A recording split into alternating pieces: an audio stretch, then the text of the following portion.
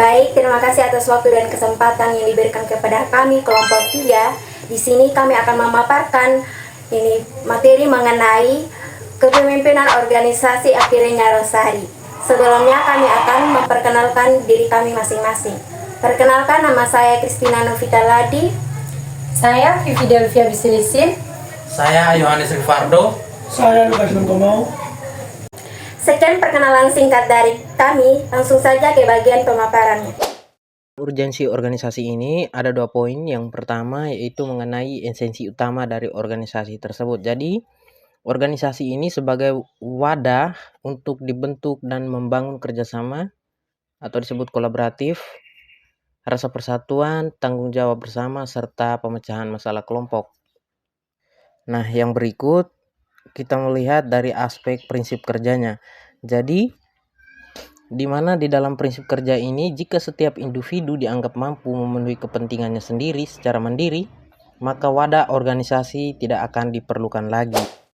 Urgensi kepemimpinan di dalam organisasi dibagi menjadi 2 poin. Yang pertama, sebagai pemandu sistematis, yang dimana pemimpin berfungsi sebagai untuk memandu jalannya organisasi agar program kerja terlaksana secara struktur sesuai dengan rencana awal.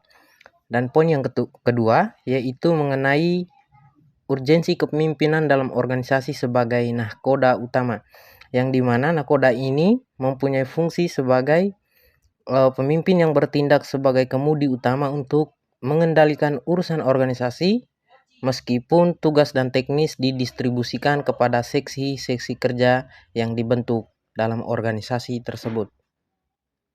Dan yang berikut mari kita lihat ada beberapa kajian teori tentang pengertian organisasi sosial. Yang pertama itu menurut Wursanto. Menurut Wursanto bahwa organisasi adalah pendekatan tentang pemecahan masalah organisasi untuk mewujudkan tujuannya tersendiri. Yang berikut menurut Sudarmo dan Sudita, yang dimana mereka berpendapat bahwa organisasi sebagai bidang ilmu yang mempelajari tentang interaksi manusia dan struktur proses internal di dalam sebuah organisasi tersebut. Yang berikut pengertian organisasi sosial menurut ahli Wexley dan Yook, yang dimana mereka berpendapat bahwa pola kerjasama antara orang-orang yang terlibat dalam kegiatan yang paling berhubungan untuk mencapai tujuan bersama. Dan yang terakhir menurut Lubis dan Husaini, yang dimana mereka berpendapat bahwa kesatuan sosial dari kelompok manusia yang paling berinteraksi menurut pola tertentu dengan pembagian tugas yang baku. Baik, penjelasan berikut mengenai hakikat kepemimpinan. Ada beberapa para ahli yang mengemukakan yang dimaksud dengan kepemimpinan.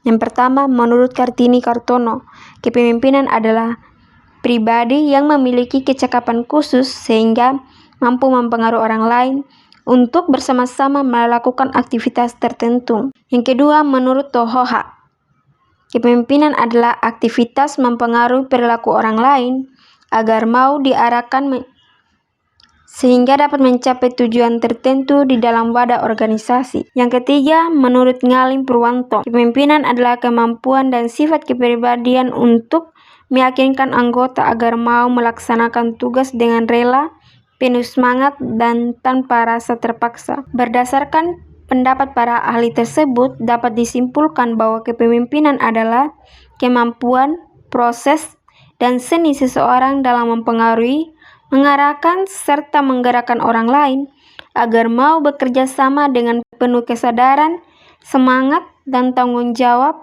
untuk mencapai tujuan bersama secara efektif. Baik, penjelasan berikut mengenai tipe kepemimpinan. Di sini ada 3 tipe kepemimpinan. Tipe yang pertama yaitu otoriter. Ini dimaksud dengan kendali penuh ada di tangan pemimpin, sehingga keputusan yang diambil itu sepihak. Tipe yang kedua mengenai demokratis. Itu artinya melibatkan pengikut secara aktif dalam proses musyawarah dan pengambilan keputusan. Tipe yang ketiga yaitu laissez-faire. Itu artinya memberikan kebebasan penuh kepada anggota untuk mengambil keputusan tanpa intervensi.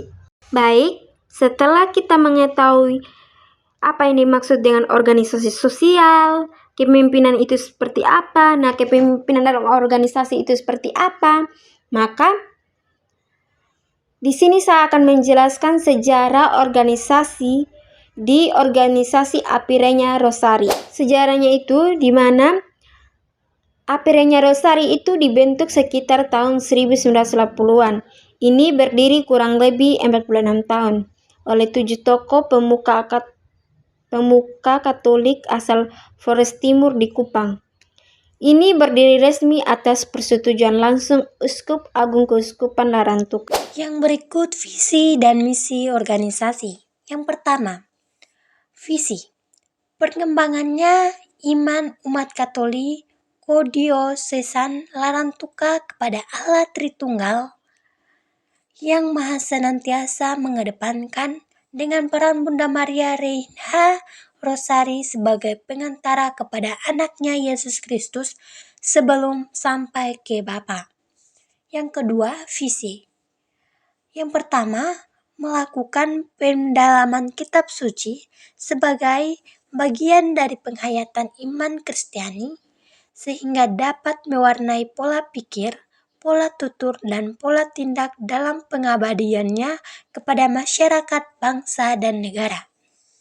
Yang kedua, melakukan pembinaan dan pengembangan sumber daya manusia guna menciptakan sarjana Katolik dan paripurna dan berwawasan luas sesuai dengan harapan dan kebutuhan masyarakat, bangsa, dan negara. Dari hasil wawancara, kami temukan ada 2 tipe kepemimpinan pada organisasi tersebut. Yang pertama, tipe demokratis, yang dimana seorang ketua selalu melibatkan anggotanya dalam rapat untuk suatu kegiatan dan memberikan kesempatan kepada anggotanya untuk memberikan saran, pendapat, dan masukan. Sehingga pemimpin tidak mengambil keputusannya sendiri, namun membuat keputusan bersama. Yang kedua, tipe kepemimpinan situasional dan delegatif, yang dimana pemimpin tidak saja menganggap dirinya sendiri dalam organisasi bahwa ia sendiri yang akan melakukan, namun ia dapat memberikan mandat kepada wakil dan sekretarisnya ketika ia sedang mengalami kendala. Hasil dan pembahasan. Cara pemimpin memimpin rapat. Pemimpin selalu melibatkan anggota dalam rapat. Ia selalu mempersilahkan anggota untuk berpendapat. Dan pemimpin juga melihat mana anggota yang jarang berpendapat atau takut untuk berpendapat. Hubungan pemimpin dan anggota. Tentunya dalam organisasi pastinya tidak berjalan dengan mulus saja. Antara pemimpin dan anggota pastinya mengalami konflik. Hal ini juga yang dialami dalam organisasi ini, yang dimana pasti mengalami konflik antara anggota. Kesimpulan, organisasi Apirenya Rosari memiliki tipe kepemimpinan yang demokratif, yaitu mengutamakan musyawarah dan mufakat dengan mengumpulkan anggota demi tercapainya suatu keputusan situasional dan delegatif.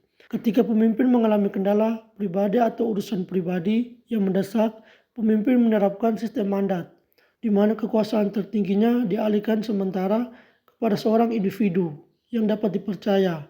Itu saja pemaparan materi dari kami. Sekian dan terima kasih.